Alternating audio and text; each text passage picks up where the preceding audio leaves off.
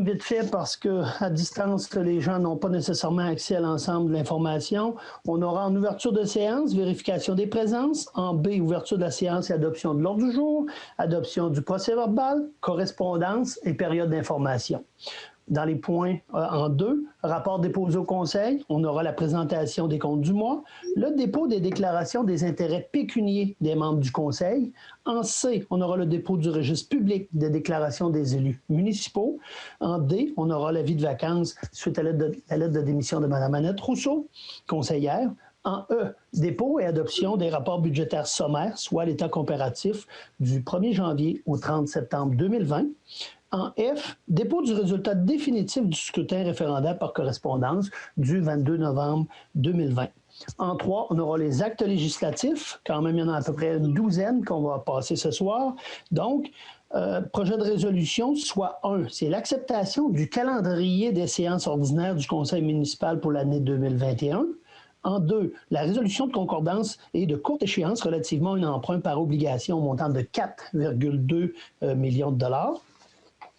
Après ça, en 3, ça sera le renflouement du fonds de roulement 2020 suite à des dépenses non effectuées. En 4, octroi de contrat police d'assurance collective La Capitale pour l'année 2021. En 5, programme d'aide à la voirie locale, volet projet particulier d'amélioration, dépôt du rapport des travaux. En 6, mandat service professionnel à Englobe concernant l'aréna et le centre communautaire récréatif. En 7, le mandat au Soudure-Lebel pour le garage municipal situé au 25 rue Cascade. En 8, l'embauche de personnel, employés réguliers, intermittents, opérateurs manœuvres. En 9, 10 et 11, c'est 3 résolutions qu'on avait déjà passées, mais il y a eu des modifications suite à la discussion avec le notaire. Et c'est pour ça qu'en 9, échange de terrain, Mme Marie-Blanche Dubé et la ville de Témiscouata-sur-le-Lac. En 10, cession d'un immeuble, Société de protection des forêts, soit la SOPFEU. Et en 11, acquisition d'un immeuble, Belle-Île Solutions Nutrition. Donc, 3 dossiers qu'on avait déjà passés, mais on va le relire pour une modification à effectuer. Et en 12, cession de terrain, portion d'une emprise désaffectée de la route 232 Est, immeuble excédentaire, Mme Linda Belleville. En 4, la réglementation. Donc, en 1, on aura l'avis de motion concernant les règlements de taxation pour l'année 2021. En 2, dépôt des projets de règlement de taxation, là aussi pour l'année 2021. En 3, avis de motion pour le règlement numéro 267-20, décrétant les règles relatives à la circulation des véhicules hors route sur certains chemins situés sur le territoire de la ville de Témiscouata-sur-le-Lac. Et en 4, c'est la suite, c'est le dépôt du projet concernant les véhicules hors route.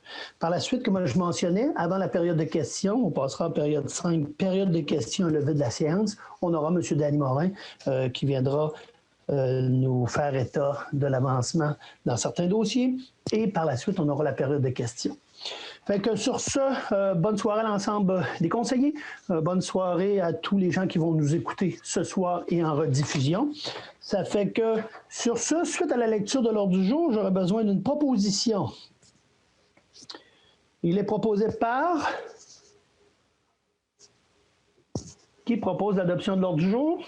Philippe Serrois. Secondé par... Denis Blais. Donc, il est résolu unanimement l'adoption du procès-verbal, de l'ordre du jour, tel proposé. On passe maintenant au point C, c'est l'adoption du procès-verbal. Que le conseil municipal de la ville de Témiscouata-sur-le-Lac adopte le procès-verbal de la séance ordinaire du 2 novembre 2020 tenue par visioconférence. Il sera donc proposé par... Proposé par Rémi Dumont. Secondé par... Philippe Serrois. Donc, adoption du procès-verbal de la séance ordinaire en visioconférence du 2 novembre 2020. On passe maintenant au point D. C'est au niveau de la correspondance. Je vous dirais la correspondance qu'on a trouvé intéressant de signifier. Il y avait entre autres une contribution qu'on avait faite avec les Richelieu, quartier Notre-Dame-du-Lac. On a eu une lettre de remerciement. On a un autre point aussi qui est en lien avec la voirie locale qu'on va revenir ce soir sur un montant qui avait été annoncé de 17 500 $. Fait que je vous dirais qu'au niveau de la correspondance, il y en a peut-être un peu moins en ces temps de COVID, mais c'est qu'est-ce qu'on trouve intéressant de vous souligner. Donc, on passe maintenant au point 1E, qui est la période d'information. Écoutez, période d'information, vous n'êtes pas sans savoir qu'on avait reçu, je vais débuter, puis après ça, il y aura d'autres éléments qu'on souhaitera y mentionner. On a reçu la démission de Mme Annette Rousseau, donc je tenais à lui mentionner quand même depuis juin 2010, soit dans les temps de fusion, que Mme Rousseau elle est là auprès de la ville ici, comme élue. Fait que je veux lui souhaiter félicitations pour le temps qu'elle a fait. Quand même, il faut le faire dans le monde municipal, de consacrer 10 à 11 ans d'années de service pour la collectivité. Ça fait que merci pour votre contribution. Ça fait que ça, je tenais à le souligner, puis de la part aussi de l'ensemble du conseil. Fait que merci, Mme Rousseau. Deuxième point, je trouvais intéressant de revenir sur à la fin du mois de novembre, il y a eu un Zoom pour tous les boursiers du Fonds jeunesse, puis on en avait plusieurs de Témiscouata-sur-le-Lac qui ont décidé de revenir travailler ici en région. Il y en a même aussi qui ont du travail à l'intérieur de l'ensemble du Témiscouata, mais qui ont désiré résider à Témiscouata-sur-le-Lac dans l'un des deux quartiers. Donc, je veux vous souhaiter félicitations de revenir en région, de vous établir par ici, fonder famille, etc. Donc, on est vraiment heureux à titre de ville et de conseil municipal de compter sur votre présence ici même à Témiscouata-sur-le-Lac. Et Chantal, je te laisse, tu voulais parler peut-être de l'horaire des fêtes comme prochain sujet. Oui, tout simplement informer nos citoyens qu'il y aura fermeture du bureau du 23 décembre au 4 janvier, inclusivement. Et le bureau sera de nouveau ouvert à compter du 5 janvier. Notez également qu'il y aura certaines périodes, entre autres à partir du 17 décembre, où il y aura plus de télétravail, étant donné que là, on était tous au bureau. C'est tout simplement pour faciliter un peu le travail famille, étant donné qu'on sait que nos jeunes vont être en téléenseignement à compter du 17 également. Merci. OK. Est-ce qu'entre les deux, est-ce qu'il y a des conseillers qui avaient autre chose en point d'information ou sinon on poursuit? OK, on poursuit. Donc maintenant, on passe au rapport déposé au Conseil, soit le point 2 de l'ordre du jour, en A, présentation et adoption des comptes du mois. Ça se lit comme suit. Que le Conseil municipal de la ville de Témiscouata-sur-le-Lac adopte et paie les comptes du mois de novembre 2020. Ceux-ci représentent un montant de 330 176,75 $ pour les comptes déjà payés et de 1 210 079,44 $ pour les comptes à payer. Il sera donc proposé par... Proposé par Rémi Dumont. Secondé par...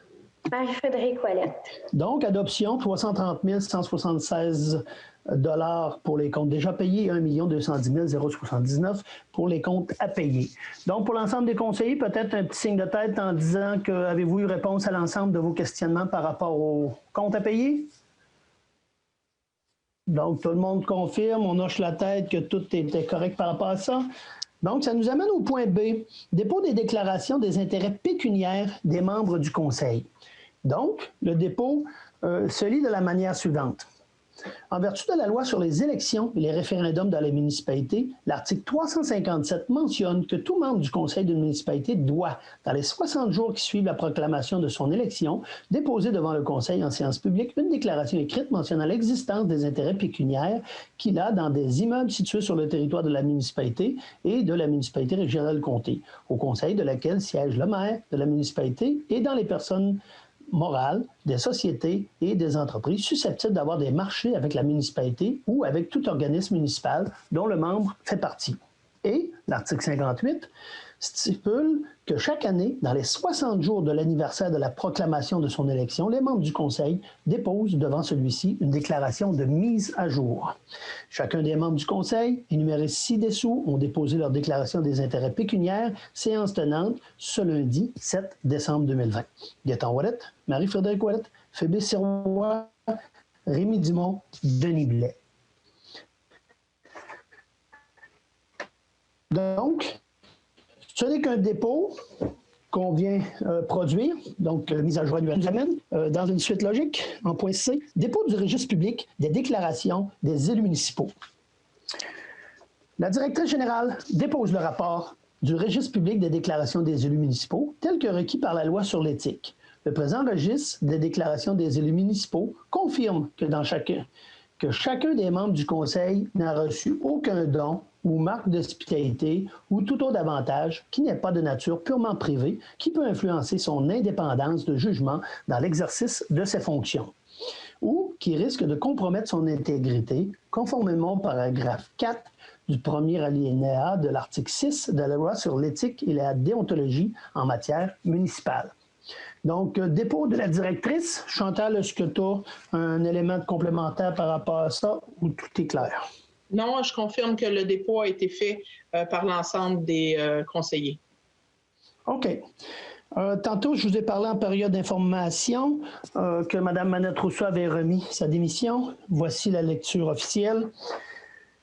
Conformément à l'article 333 de la loi sur les élections et les référendums dans les municipalités, le greffier ou secrétaire trésorier qui constate la vacance d'un poste en avise le Conseil à la première séance qui suit.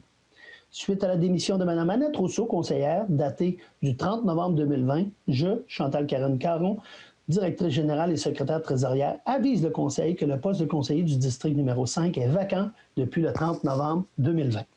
Tel que stipulé à l'article 337 de la loi sur les élections et référendums municipales, la vacance d'un poste de conseiller constatée dans les 12 mois qui précèdent le jour fixé pour le scrutin de la prochaine élection générale et dont le Conseil n'a pas décrété le comblement par une élection partielle n'est comblée que lors de cette élection générale.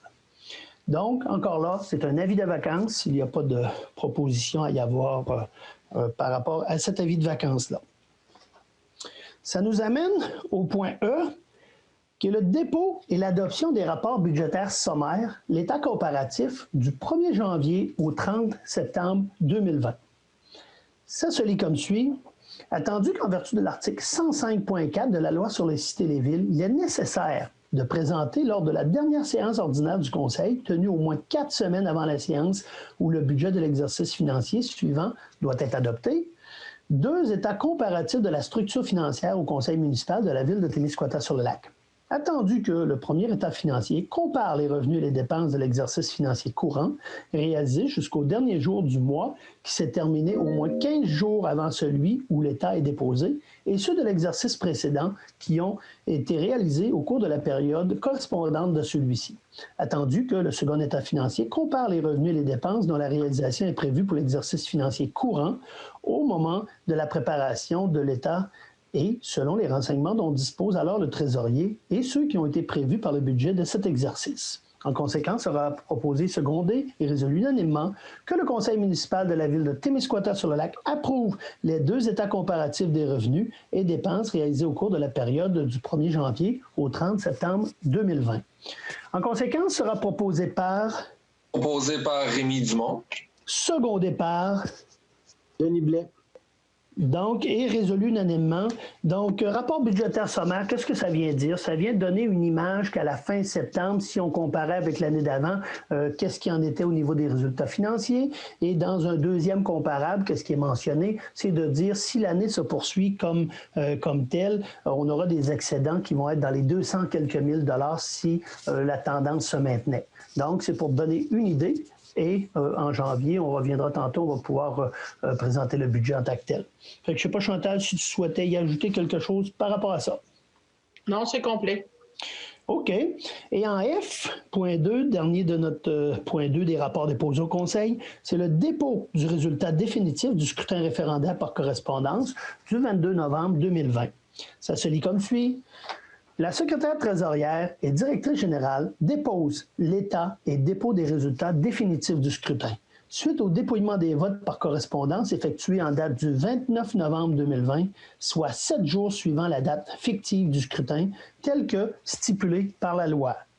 Donc, comme on avait mentionné, ça vient mentionner 908 votes négatifs, 1773 votes favorables. Donc, le référendum est approuvé. Donc, c'est positif. Donc, ça vient confirmer la décision démocratique dont l'annonce a été faite le 29 novembre 2020. Fait que ça fait le tour de notre section 2, qui est les rapports déposés au Conseil. Maintenant, on passe aux actes législatifs du Conseil en section 3. Et le premier point, c'est d'adopter les dates de séance pour la prochaine année. Ça se lit comme suit. Acceptation du calendrier des séances ordinaires du Conseil municipal pour l'année 2021. Attendu que l'article 319 de la loi sur les cités et les villes prévoit que le Conseil doit établir, avant le début de chaque année civile, le calendrier des séances ordinaires pour la prochaine année en fixant le jour et l'heure du début de chacune. En conséquence, sera proposé, secondé et résolu unanimement que le calendrier ci-après soit adopté relativement à la tenue des séances ordinaires du Conseil municipal pour 2021, qui se tiendront le premier lundi de chaque mois, sauf pour les deuxièmes lundis de janvier et d'août, le mois de mars, tenant compte de la relâche scolaire, ainsi que lors de congés fériés, selon le règlement sur la tenue des séances du Conseil de la ville de Témiscouata-sur-le-Lac, et débuteront à 18h30 en mode visioconférence, dans le contexte de la pandémie COVID-19. Et lorsque la situation sera rétablie, elle débutera à 19h30 en présence à la salle du Conseil. Donc, je vous résume les dates en bref. 11 janvier, 1er février, 9 mars, 6 avril, 3 mai, 7 juin, 5 juillet, 9 août, 7 septembre, 4 octobre, 15 novembre et 6 décembre. Qu'un avis public du contenu du présent calendrier soit publié par la greffière assistante conformément à la loi qui régit la municipalité. En conséquence, sera proposé par Denis Blais. Secondé par Marie-Frédérique Ouellette. Et résolu unanimement. Donc, ce qui est intéressant de mentionner là-dedans, c'est que tant qu'on sera en COVID, les dates, on a mentionné que c'était 18h30 pour le visioconférence. Et dès qu'on sera, et on sera bien heureux de revenir en mode présentiel suite à la COVID, on fera avis public aussi, mais ça reviendra à 19h30 comme on faisait dès qu'on le pourra en mode séance ordinaire physique dans les lieux de la salle du conseil de ville. Fait que, on va passer au point 2, résolution de concordance de courte échéance relativement à un emprunt par obligation au montant de 4,202 000 $ qui sera réalisé le 21 décembre 2020, soit le règlement 226-18. Donc, pour faire une histoire courte, c'est la deuxième portion de notre accord en eau et ça se lit comme suit. Attendu que conformément au règlement d'emprunt suivant et pour le montant indiqué en regard de celui-ci, la Ville de Témiscouata-sur-le-Lac souhaite émettre une série d'obligations, soit une obligation par échéance pour un montant total de 4,202 000 $ qui sera réalisé le 21 décembre 2020, réparti comme suit. Règlement d'emprunt numéro 221-18, soit l'eau potable, la partie gouvernementale sur 20 ans, 2 162 561.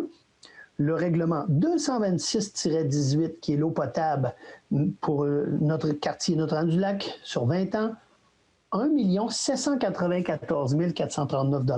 Et le dernier, qui est sur 40 ans, le règlement d'emprunt 226-18, qui est de 245 000 $. Donc, attendu qu'il y a lieu de modifier le règlement d'emprunt en conséquence, attendu que conformément au premier alinéa de l'article 2 de la loi sur les dettes et emprunts municipaux, pour les fins de cette émission d'obligations et pour le règlement d'emprunt numéro 226-18, la Ville de Témiscouata-sur-le-Lac souhaite émettre pour un terme plus court que celui originalement fixé à ce règlement. En conséquence, sera proposé, secondé, résolu unanimement que le règlement d'emprunt indiqué au premier alinéa du préambule soit financé par obligation conformément à ce qui suit. 1. Les obligations, soit une obligation par échéance, seront datées du 21 décembre 2020. 2. Les intérêts seront payables semi-annuellement le 21 juin, le 21 décembre de chaque année. 3. Les obligations ne seront pas rachetables par anticipation. Toutefois, elles pourront être rachetées avec le consentement des détenteurs conformément à la loi sur les dettes et les emprunts municipaux, chapitre D7 de la loi sur les dettes. 4. Les obligations seront immatriculées au nom de Services de dépôt et de compensation CDS Inc. et seront déposées auprès de CDS. Un instant, poursuivre la lecture. En 5, CDS agira au nom de ses adhérents comme agent d'inscription en compte, agent détenteur de l'obligation, agent payeur et responsable des transactions effectuées à l'égard de ses adhérents, tel que décrit dans le protocole d'entente signé entre le ministère des Affaires municipales du Québec et CDS. En 6, CDS procédera au transfert de fonds conformément aux exigences légales de l'obligation à cet effet. Le Conseil autorise Mme Chantal Caron-Caron, directrice générale et secrétaire trésorière, ou, en son absence, la directrice des Finances, a signé le document requis par le système bancaire canadien intitulé « Autorisation pour le plan de débit préautorisé destiné aux entreprises ». En 7, CDS effectuera les paiements de capital et d'intérêt aux adhérents par des transferts électroniques de fonds et ce, à cette fin, CDS prélèvera directement les sommes requises dans le compte suivant, soit la Banque nationale du Canada, 806 Commercial Nord, Témiscouata-sur-le-Lac, on y indique même le numéro de transit et le numéro de compte. En 8, que les obligations soient signées par M. Gaétan Ouellette-Maire ou en son absence le maire suppléant et Mme Chantal Caron-Caron, directrice générale ou en son absence la directrice des Finances. La ville de Témiscouata-sur-le-Lac, telle que permis par la loi, a mandaté CDS afin d'agir en tant qu'agent financier authentificateur et les obligations entreront en vigueur uniquement lorsqu'elles auront été authentifiées. Qu'en ce qui concerne les amortissements annuels de capital prévus pour les années 2026 et suivantes, le terme prévu dans le règlement d'emprunt numéro 226-18 soit plus court que celui originellement fixé, c'est-à-dire pour un terme de 5 ans à compter du 21 décembre 2020. Au lieu du terme prescrit pour les 10 amortissements, chaque émission subséquente devra être pour le solde ou partie du solde dû sur l'emprunt. Que le contrat soit entériné lors de la séance ordinaire du 11 janvier 2021 en conformité au règlement numéro 85-13, adopté le 2 avril 2013, concernant la délégation de pouvoir au trésorier d'accorder le contrat de financement à la personne qui y a droit. En conséquence, sera proposé par... Proposé par Rémy Dumont. Secondé par... Denis Blais. Et résolu unanimement. Donc, ça vient porter notre montant. L'année dernière, on avait fait un règlement d'emprunt de 2,5, 2,6 millions, si on peut dire. Et là, ça vient nous mentionner que c'est un 2 millions qu'on va réemprunter dans une deuxième partie. Puis, on emprunte la portion gouvernementale. C'est pour ça que ça nous amène à un 4,2 millions comme total. Fait que Chantal, est-ce que tu veux, as-tu plus à dire par rapport à ça? C'était notre autre portion de raccord en eau. Oui, peut-être juste qu'il y a une petite coquille à un moment donné, c'est indiqué le règlement 221-18, mais c'est bien le règlement 226-18. C'est simplement ça. OK. Bon, ben c'est beau. Fait que on est aussi bien de se le dire maintenant. Fait que c'est pour dire que c'était la deuxième portion du raccord en eau. Et pour vous mentionner qu'au lieu originellement d'être à 5,2, on a terminé à 4,6 la facture totale, si vous voulez, pour faire une histoire courte au niveau des citoyens. Fait que on va poursuivre avec le point 3, renflouement du fonds de roulement 2020 suite à des dépenses non effectuées ou montant plus bas que prévu. Attendu que des dépenses de l'ordre de 142 500 $ ont été prévues dans le budget 2020 afin d'être financées à même le fonds de roulement, attendu que certaines de ces dépenses ont été réalisées pour des coûts moindres que ceux estimés initialement, soit 17 500 $ de moins, attendu que cet écart de financement de 17 500 $ doit être renfloué au fonds de roulement. En conséquence, sera proposé, secondé et résolu unanimement que la ville de Témiscouata-sur-le-Lac renfloue son fonds de roulement pour un montant de 17 500 $. Il sera donc proposé par... Marie-Frédérique Ouellette. Secondé par... Phoebe Sirois. Donc, renflouement au niveau du fonds de roulement de 17 500 $, c'est-à-dire que c'était des montants qui avaient été affectés, entre autres, à des postes informatiques qu'on n'a pas besoin de dépenser autant que ça, mais il faut le repositionner au niveau du fonds de roulement pour qu'il devienne réadmissible à d'autres dépenses. Donc, somme toute, bonne nouvelle, mais il faut le mentionner via résolution pour qu'il retourne dans le fonds de roulement pour pouvoir le réaffecter à d'autres éléments de dépenses. Fait que, on poursuit avec l'octroi de contrat police d'assurance collective, la capitale, pour l'année 2021. Ça se lit comme suit. Attendu que le contrat d'assurance collective avec la compagnie d'assurance La Capitale vient à échéance le 31 décembre 2020. Attendu que la loi sur les cités et les villes permet la négociation de gré à gré des assurances pendant 4 termes subséquents à l'année de l'appel d'offres, soit pour un total de 5 ans. Attendu que les négociations intervenues entre notre consultant Robin Veilleux, Assurance et Rente Collective Inc., et la capitale visant la couverture du 1er janvier 2021 au 31 décembre 2021. Attendu que notre consultant nous recommande d'accepter la proposition de la compagnie La Capitale négociée selon les termes et conditions fournis par l'assureur pour l'ensemble des couvertures d'assurance collective puisqu'elle s'avère avantageuse. En conséquence, sera proposé, secondé, résolu unanimement que le conseil municipal de la ville de Témiscouata-sur-le-Lac renouvelle son contrat d'assurance collective avec la compagnie d'assurance La Capitale pour l'année 2021, selon les termes et conditions déterminés dans leur proposition. Que Gaétan Ouellet-Maire, en son absence, mairesse suppléante, Chantal Karen-Caron, directrice générale, ou en son absence, la directrice des finances, soit et sont par les présentes autorisés à signer pour et au nom de la ville les documents nécessaires pour donner plein effet à cette résolution. En conséquence, sera proposé par Frédéric Ouellette. Marie-Frédérique, secondé par Pébé Sirois. donc adoption de la police pour le contrat de la police d'assurance collective pour la capitale pour l'année 2021.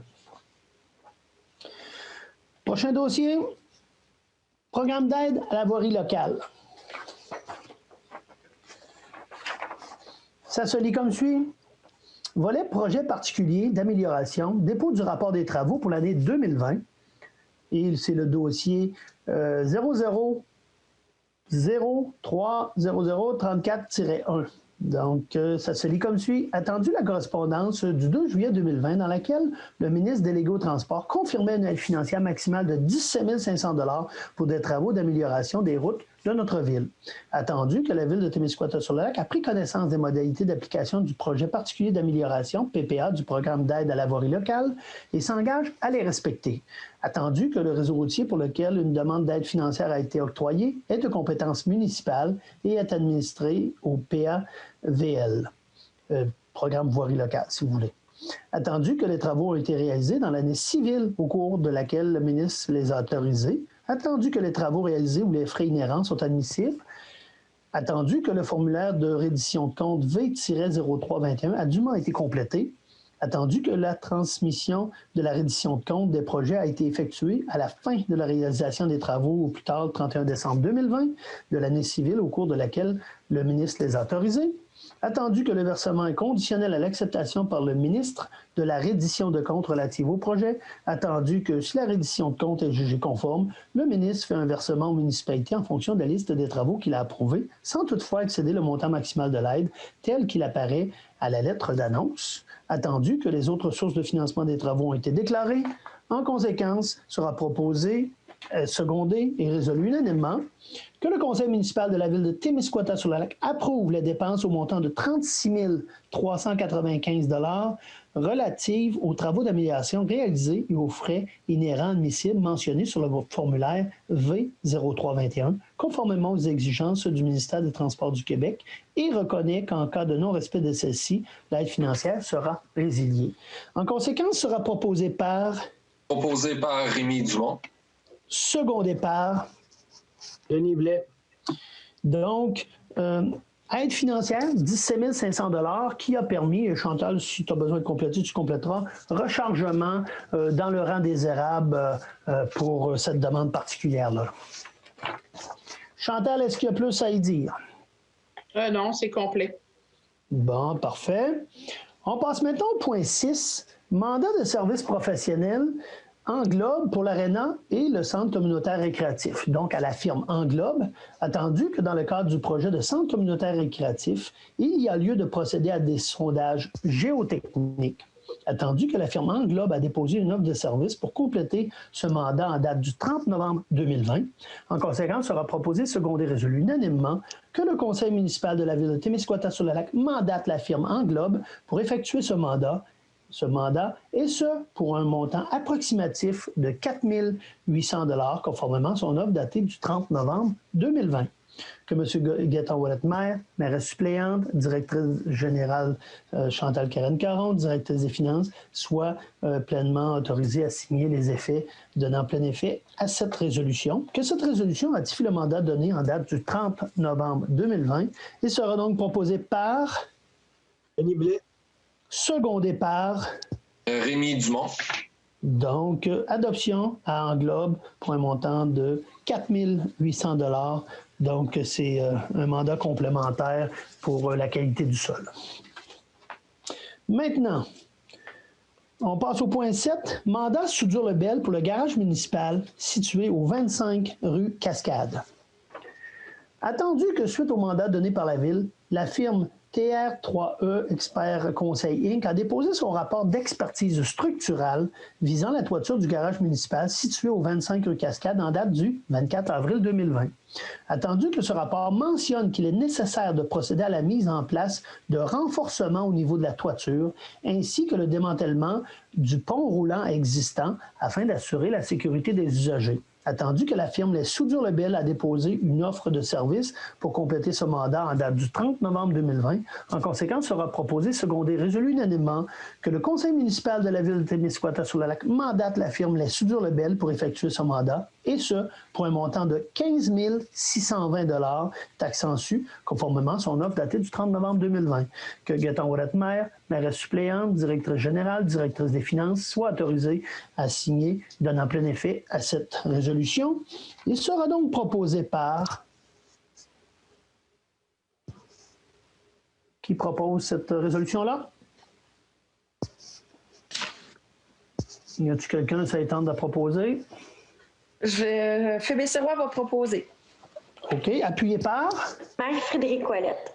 Et résolu unanimement, donc au Soudures-Lebel pour un montant de 15 620 $ pour renforcer la toiture et le démantèlement du pont roulant. On poursuit au point 8, embauche de personnel. Embauche de personnel, employé régulier, intermittent, soit opérateur de manœuvre. Attendu que le départ d'un employé régulier intermittent au niveau du poste opérateur manœuvre à la Ville, attendu que la Ville de Témiscouata-sur-le-Lac a procédé à l'affichage d'un poste d'opérateur manœuvre régulier intermittent, attendu que la date limite pour la réception des candidatures était le 14 octobre 2020, attendu que suite aux entrevues effectuées, le comité de sélection recommande l'embauche de M. Berthier-Cloutier. En conséquence, sera proposé, secondé, résolu unanimement que le conseil municipal de la ville de Témiscouata-sur-le-Lac procède à l'embauche de M. Berthier-Cloutier à titre d'employé régulier intermittent au niveau de poste opérateur manœuvre. Que cette résolution entérine la dite embauche en date du 25 novembre 2020. Il sera donc proposé par... Proposé par Rémy Dumont. Secondé par... Marie-Frédérique Ouellette. Donc, procéder à l'embauche de M. Berthier-Cloutier. Donc, M. Cloutier, bienvenue dans l'équipe municipale. On passe maintenant, comme je mentionnais tantôt, le point 9, 10 et 11. Ces trois résolutions qu'on se doit de refaire. Je vais donc les relire. On n'a pas le choix de le faire comme ça. Puis, on va les relire brièvement. Donc, au point 9, c'est échange de terrain, Mme Marie-Blanche Dubé et la ville de Témiscouata-sur-le-Lac. Attendu qu'un échange de terrain est nécessaire afin de permettre à la compagnie Excavation Joseph Dumont 97 Limitée d'effectuer des travaux de drainage sur le lot 6 380 223 dans le but de diriger les eaux pluviales dans le cours d'eau Caron. Attendu que ces travaux permettront à la compagnie de régler la problématique de gestion des eaux pluviales du développement domiciliaire Carré-Dumont. Attendu que Mme Marie-Blanche Dubé s'engage à céder à la ville de Témiscouata-sur-le-Lac un terrain situé près du Carré-Dumont d'une superficie de 499 mètres carrés, connu comme étant le lot 6 380 223 au cadastre du Québec. Attendu qu'en contrepartie, la ville de Témiscouata-sur-le-Lac cède en échange un terrain bornant la propriété de Mme Marie-Blanche Dubé, soit le 2512 rue Commerciale Sud, d'une superficie de 518,6 mètres carrés, connu comme étant le lot 4 764 722 au cadastre du Québec. Attendu que les parties conviennent que cet échange de terrain est accepté de part et d'autre, soit dans l'état où il se trouve, sans aucune garantie de la part des cédants, autres que les titres de propriété. En conséquence, sera proposé, secondé, résolu unanimement, que le conseil municipal de la ville de Témiscouata-sur-le-Lac procède à l'échange mentionné ci-haut avec Marie-Blanche Dubé, Mme Marie-Blanche Dubé, que cet échange soit consenti à titre gratuit, étant donné que ces parcelles de terrain sont de superficie similaire et de même valeur, que la Ville de Témiscouata-sur-le-Lac mandate la firme côté Ouellette-Tivierge afin de préparer l'acte à intervenir dans ce dossier, que les frais de notaire soient à la charge de la Ville, que Gaétan Ouellette, maire, mairesse suppléante, directrice générale, directrice des finances, soient autorisés à signer tous les documents nécessaires pour donner plein effet à cette résolution et à faire inclure toutes les clauses normalement contenues dans un tel acte d'échange, que cette résolution annule et remplace la résolution numéro 20-09-153. En conséquence, sera proposé par Denis Blais. secondé par, Marie-Frédérique Ouellette. donc, est résolu unanimement l'échange de terrain avec la Ville et Mme Marie-Blanche Dubé. Comme vous voyez, je lis quand même assez vite parce que c'est des résolutions qu'on avait déjà passées, mais je les relis par obligation. En 10, cession d'un immeuble, la Société de la protection des forêts contre le feu, la SOPFEU, à la Ville de Témiscouata-sur-le-Lac, soit le 1207 chemin du Golfe, soit le lot 2 615 669. Attendu que la Société de protection des forêts contre le feu, soit la SOPFEU, est propriétaire d'un immeuble situé au 1207 chemin du Golfe, devenu inutilisé depuis quelques années. Attendu que celle-ci décide s'en départir en l'offrant à la Ville de Témiscouata-sur-le-Lac pour la somme de 1 $. Attendu que la Ville est intéressée par cette acquisition, étant donné qu'elle est déjà propriétaire du terrain sur lequel l'immeuble est érigé et que ce bâtiment sera utilisé afin d'entreposer divers équipements de la Ville.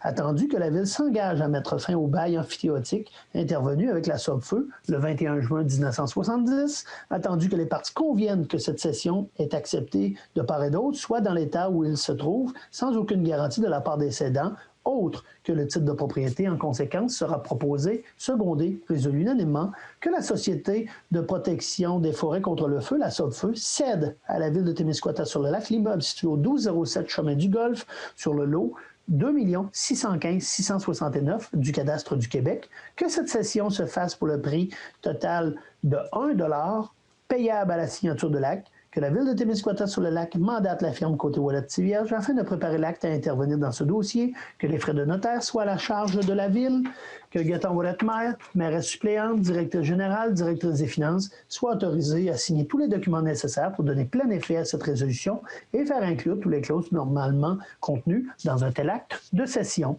que cette résolution annule et remplace la résolution numéro 20-09-155.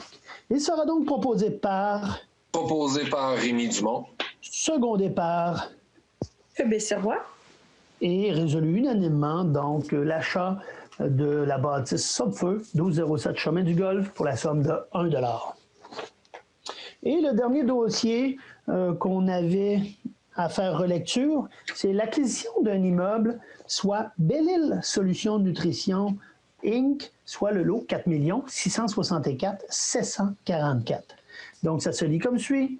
Attendu que la compagnie Belle-Île Solutions Nutrition Inc. est propriétaire de l'immeuble situé au 2378 sur la rue commerciale Sud, portant le numéro de lot 4 664 744.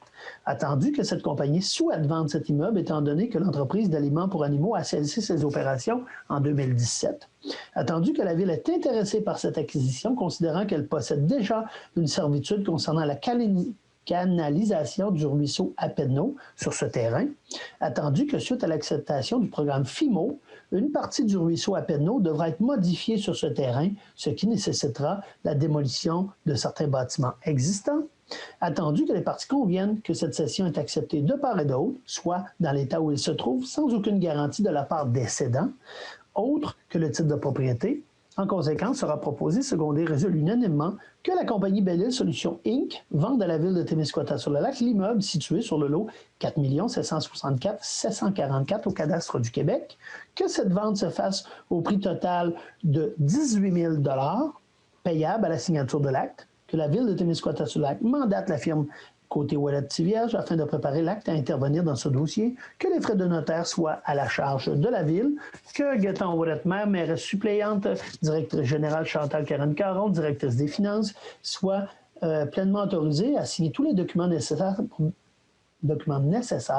pour donner plein effet à cette résolution et à faire inclure toutes les clauses normalement contenues dans un tel acte de vente, que cette résolution annule et remplace la résolution numéro 20-10 181. Donc, il sera proposé par... Quebec-Sirois.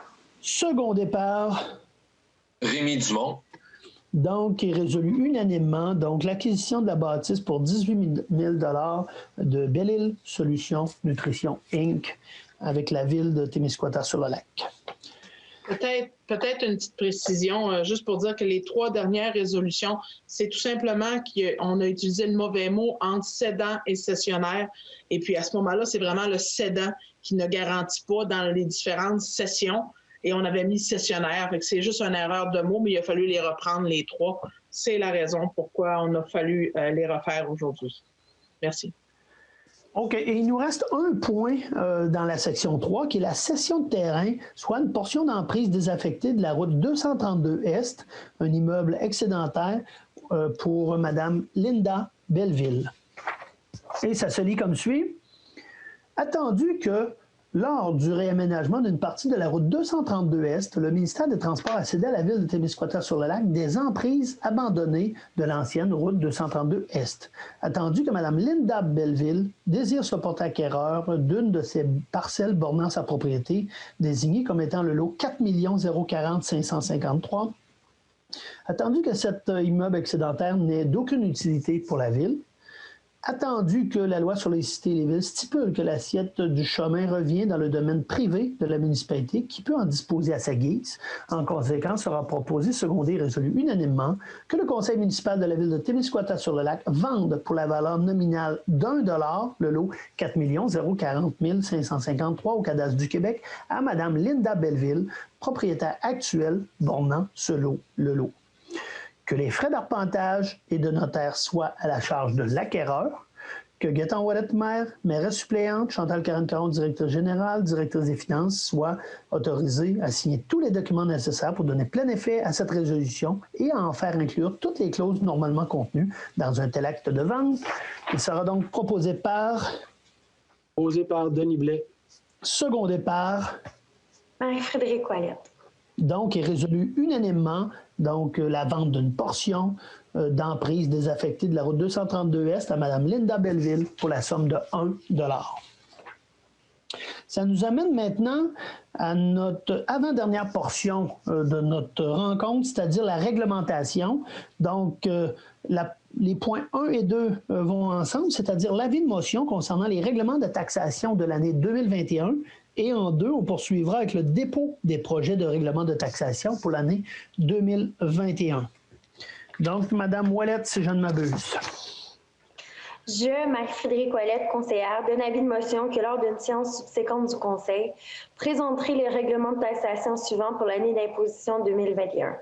1. Le règlement numéro 262-20 établissant un régime d'impôt foncier à taux variés et fixant les différents taux de taxes foncières pour l'année 2021. 2. Le règlement numéro 263-20 fixant un taux de la taxe d'aqueduc et d'égout pour l'année 2021. 3. Le règlement numéro 264-20 fixant le taux de la taxe de disposition des ordures ménagères pour l'année 2021. 4. Le règlement numéro 265-20 fixant un taux de la taxe pour la vidange des fosses septiques et des puisards pour l'année 2021. 5. Le règlement numéro 266-20 fixant un taux de la taxe pour la récupération des matières recyclables pour l'année 2021. Merci bien. Et on poursuit avec le dépôt du projet. Je, Marie-Frédérique Ouellette, conseillère, dépose les projets de règlement de taxation suivants pour l'année d'imposition 2021.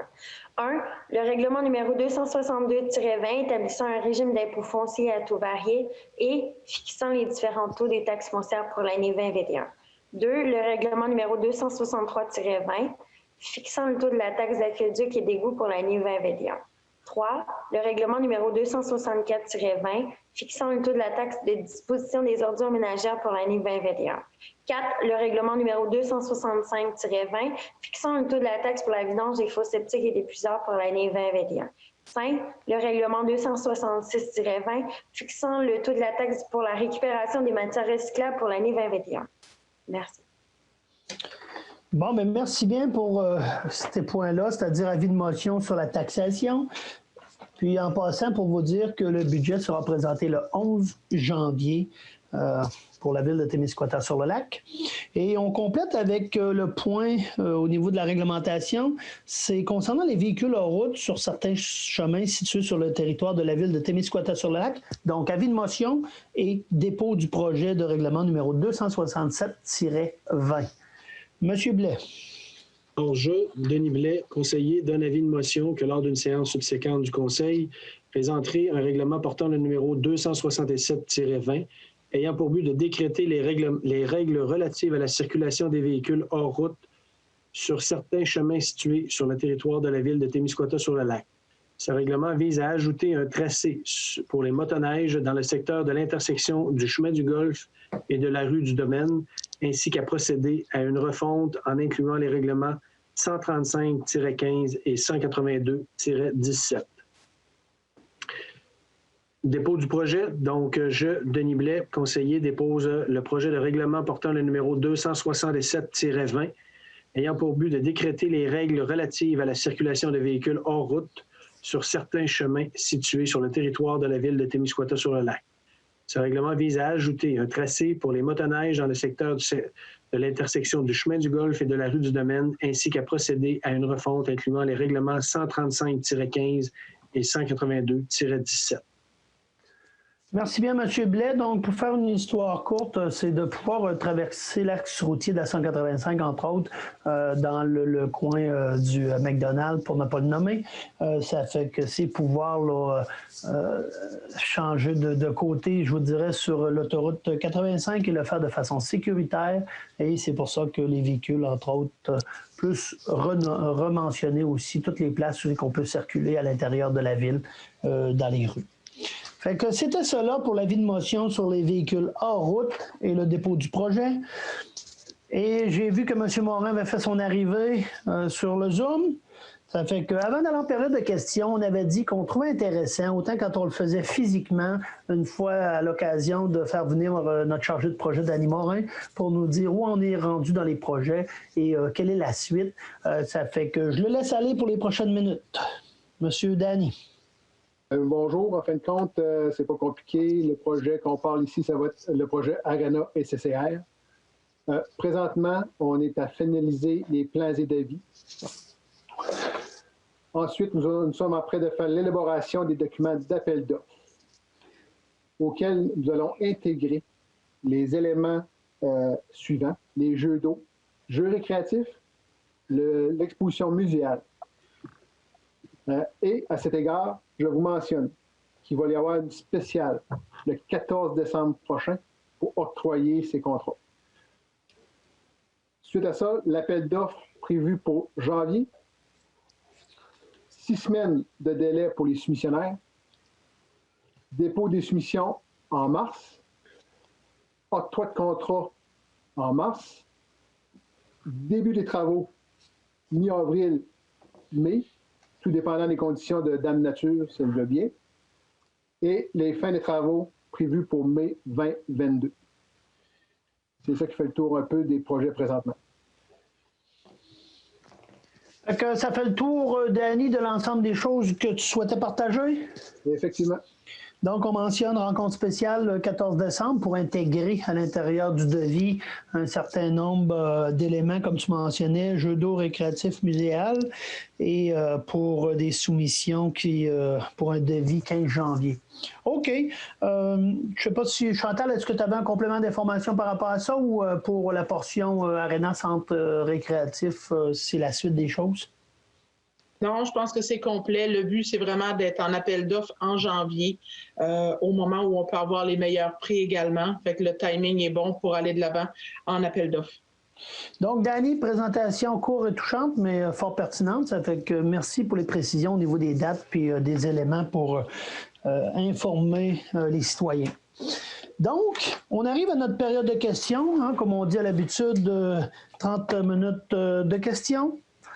Des questions qu'on souhaite les plus brèves possibles, qui arrivent au point qu'on souhaite pour pouvoir donner la chance à un maximum de personnes de pouvoir intervenir.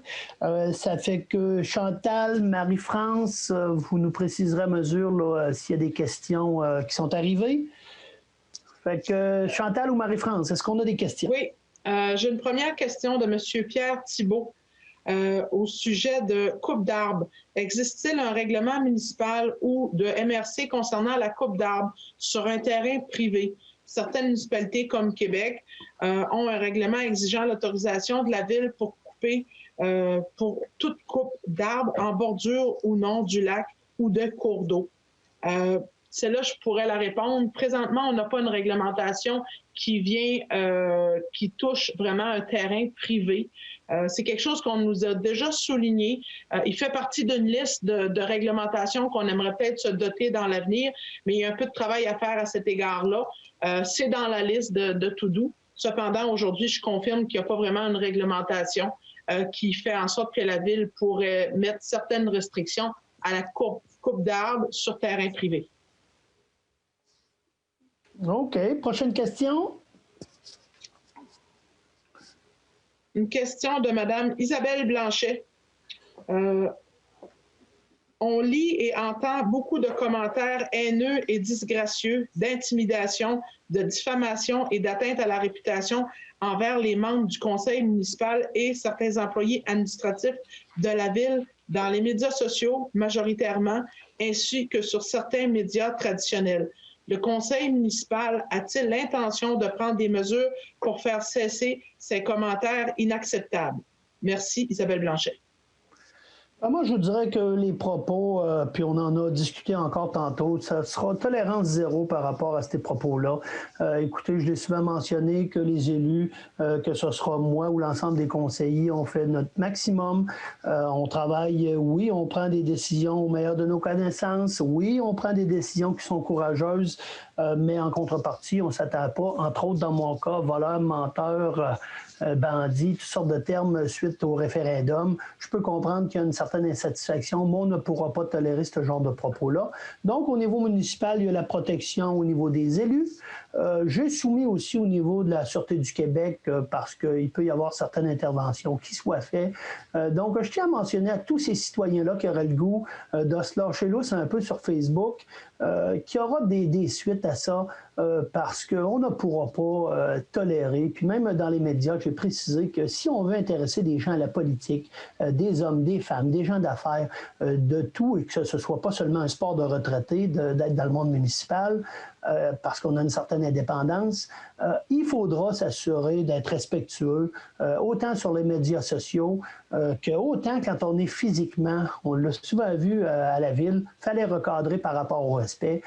Puis, Mme Blanchette, je vous assure que par rapport à ça, dans cette dernière année d'élection, l'année prochaine, il y a des élections. Donc, il y en a qui s'en gardent pour une prochaine campagne électorale. Puis, c'est dans ce sens-là qu'on souhaite le respect. Ça sera tolérance zéro. Puis, je ne sais pas s'il y a d'autres conseillers qui souhaitent compléter, mais dans mon cas, que ce sera... il faut travailler là-dessus pour s'assurer que les gens soient respectueux. Est-ce qu'il y avait d'autres conseillers qui souhaitaient réagir par rapport à ça? OK.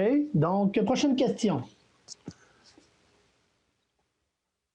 Question de Mme Ginette Bégin. Projet de taxation. Dans le projet de taxation 263-20, pouvez-vous informer la population concernant l'application de ce règlement pour 2021? C'est les mêmes règlements, exemple, que l'année passée en ce qui concerne leur application et tout ça. Mais s'il y a des personnes qui ont un intérêt à avoir des copies, on disponibilise toujours des copies de projets le lendemain, dans le fond, de la mise en place des projets. Fait qu'il n'y a aucun problème pour juste à nous contacter, puis on vous donnera une copie de l'ensemble des projets de règlement.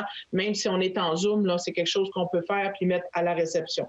Ça, c'était la première question. Il y en a une deuxième.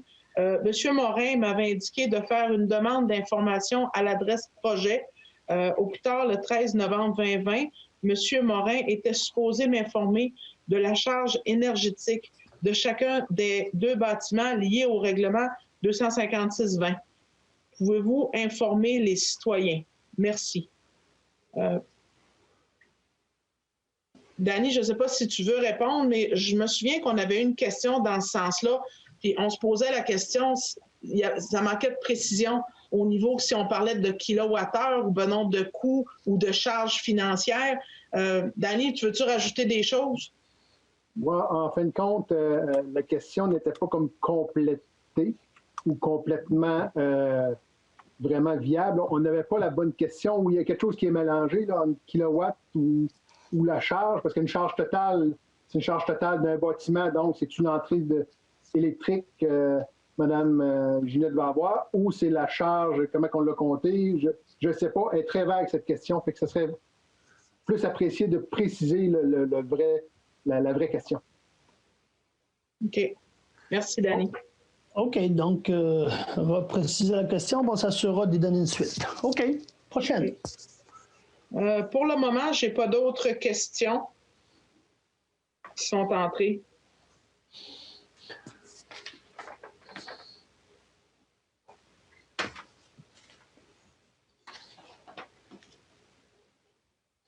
Fait que peut-être entre les deux, ça nous permettra de mentionner, comme je le mentionnais tout à l'heure, préparation du budget.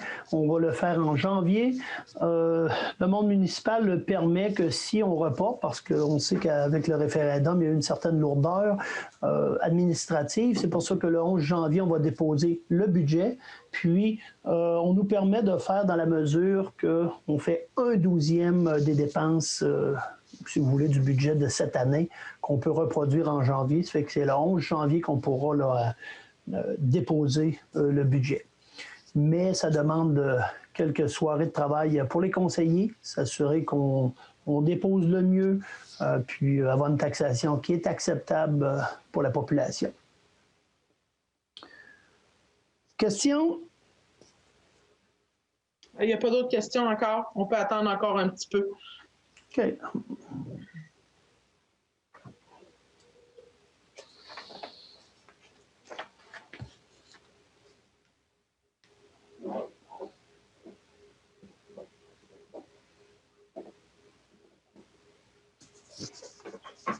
Une nouvelle question de Mme Ginette Bégin. N'auriez-vous pas trouvé pertinent d'entrer en contact avec moi? C'est sûr que d'avoir des précisions aurait été nécessaire, mais bon, vous savez que la charge de travail a fait en sorte qu'on avait beaucoup de questions à répondre, mais ça nous fera plaisir de la répondre ultérieurement, il n'y a pas de problème. Oui, puis aussi, elle s'est peut-être noyée dans beaucoup de questions hein, dans la période référendaire. Je sais que dans le monde municipal, vous avez été quand même assez... il y a eu beaucoup de demandes de questionnement, ça fait que... Oui, on pourra y revenir, mais elle faisait partie d'un lot de questionnements. Pas d'autres questions? Donc, on attend 2 minutes et on ferme la rencontre. Ah, une nouvelle question de Isabelle Blanchet. Sera-t-il possible de savoir le pourcentage des votes de chacun des quartiers pour le référendum? Ça, au niveau des questionnements, puis ça avait été précisé que le représentant du camp du oui, le représentant du camp du non avait à faire une demande formelle s'il souhaitait le faire.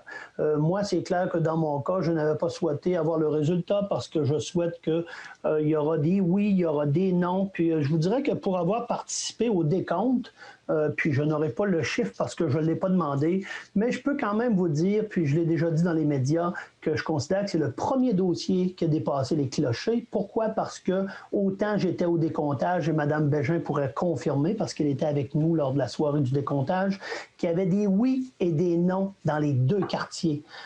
Donc, je lis des fois sur les médias sociaux que tous les noms sont attribuables à un quartier. C'est complètement faux parce que des oui et des non, il y en avait dans les 2 quartiers. Donc, je continue de dire que c'est intéressant parce que c'est un projet que vraiment, les gens se sont informés dans les 2 quartiers et c'est dans les 2 quartiers qu'il y a eu des oui et des non. Donc, quand je lis, il ne faudra pas tirer de conclusion par rapport à des quartiers plutôt que d'autres parce que ça a été vraiment des oui et des non dans les 2 quartiers. Fait que je dirais jusque-là, là, pour, je dirais sur le pif, qu'est-ce qui est sorti comme vote. Ça a vraiment été dans l'ensemble des districts qu'il y a eu des oui et des non. Là. Autre question? Oui, une question de Ginette Bégin. Peut-on espérer que M. Ouellet sera respectueux envers tous ses citoyens? Bonne nouvelle, merci. Je comprends pas ce questionnement-là, l'histoire du respect. Dernièrement, dans les médias sociaux, il faut quand même se dire qu'il y en a qui ont été forts et respectueux. J'espère que Mme Bégin sera capable de dénoncer ces situations-là. C'est facile de toujours pitcher des roches aux élus, mais il y a peut-être, comme on dit souvent, quand on pointe du doigt, il y a quand même 3 doigts qui pointent vers nous. Ça fait que à Mme Bégin, c'est clair qu'elle peut me contacter. On va être respectueux, mais je continue de dire que ça sera tolérance zéro pour la dernière année du mandat de mon mandat à moi puis du mandat des conseillers. Donc, commentaire plutôt gratuit, mais j'y réponds quand même parce que je suis respectueux. Autre question de Mme Hélène Lemieux.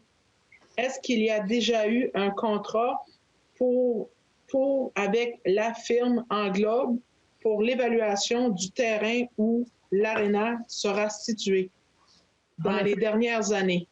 J'imagine qu'on doit parler de géotechnique. La question n'est pas précise. On nous dit un contrat pour la firme Englobe pour l'évaluation du terrain de l'aréna. Peut-être je peux essayer de répondre. Centre communautaire parce qu'on fait une analyse complémentaire qu'on a passée ce soir. Fait que vas-y, Chantal, en complément de Englobe. Oui, bien, écoutez, il n'y a pas de contrat vraiment avec la firme Englobe. Il y a eu des contrats au niveau géotechnique pour la partie de terrain. Attendez, non, je suis en train de faire une erreur, Dani, tu vas me corriger, hein? Non, c'est parce qu'en vrai, il y a eu la firme LER qui avait fait d'évaluation de terrain, mais Englobe, dans le fond, a fait un complément. Puis oui, il y a une partie qui était pour l'aréna présentement qu'on a fait à Notre-Dame, puis également sera situé. Veux-tu donner, Dani, donner un peu un complément d'information du pourquoi des sondages qui ont été faits récemment? En fin de compte, effectivement, on avait déjà LER qui avait effectué des études géotechniques aux 2 endroits. On comprend qu'il y a un référendum qui était mis en place, donc on a arrêté de dépenser des sous. Suite au référendum, il fallait finaliser un peu et accentuer sur les études géotechniques concernant le roc. Donc, on comprend qu'aux 2 endroits, il y a du roc.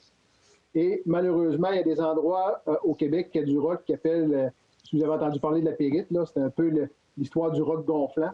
Il faut vraiment faire l'analyse du roc pour être sûr qu'on n'a pas cet endroit-là qui est préconisé là-dessus. Donc, on a fait l'analyse du roc du côté à Notre-Dame-du-Lac, à l'endroit exactement où que le bâtiment va être fait. Et également, on l'a fait à l'aréna du côté Cabano, surtout à des endroits spécifiques où le bâtiment aussi va être fait. Donc, on attend les résultats. À première vue, c'est sûr que la partie Cabano, le roc est un roc de grès, donc n'a pas la possibilité, en tout cas, il est très, très minime d'avoir la possibilité de pyrite ou de roc gonflant. Par contre, à l'endroit du centre récréatif à Notre-Dame, il peut y avoir une problématique de roc gonflant. Mais quand on parle de problématique, ce n'est pas des choses onéreuses. C'est facile à régler. C'est juste qu'on fait un scellant sur le roc pour empêcher l'histoire de l'air de rentrer pour avoir une réaction chimique. Et peut-être en complément d'information, c'est qu'on vise toujours à avoir le moins d'imprévus possible. Et on sait fort bien, quand on va en appel d'offres, il faut donner un maximum d'informations aux soumissionnaires pour qu'eux se gardent le moins possible de gap, si on peut dire, en soumissionnant, en ayant le plus de données possible. Quand ils ont une bonne connaissance des sols, automatiquement, ils vont mettre le montant juste plutôt que d'en mettre plus en pensant peut-être qu'il y aura des problématiques. Étant donné qu'ils savent qu'ils n'en ont pas, c'est rassurant. Le prix devrait être beaucoup plus en ligne avec notre budget. Il n'y a pas d'autres questions. Il n'y en a pas d'autres. OK, donc 1 minute, puis après ça, on fera la clôture. Donc, la scale pour les citoyens qui souhaitent poser des questions.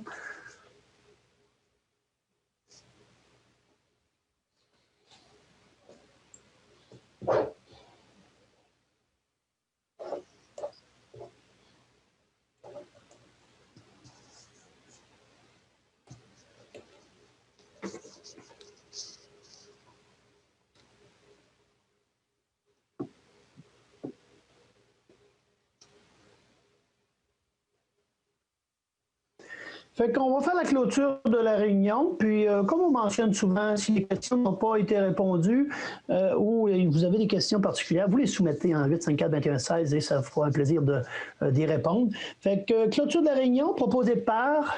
Proposé par Rémi Dumont. Secondé par... Phoebe Sirois. Donc, on va se souhaiter une bonne rencontre. Puis, la prochaine rencontre, on disait une spéciale le 14 décembre en séance spéciale. Fait que bonne soirée tout le monde, au plaisir.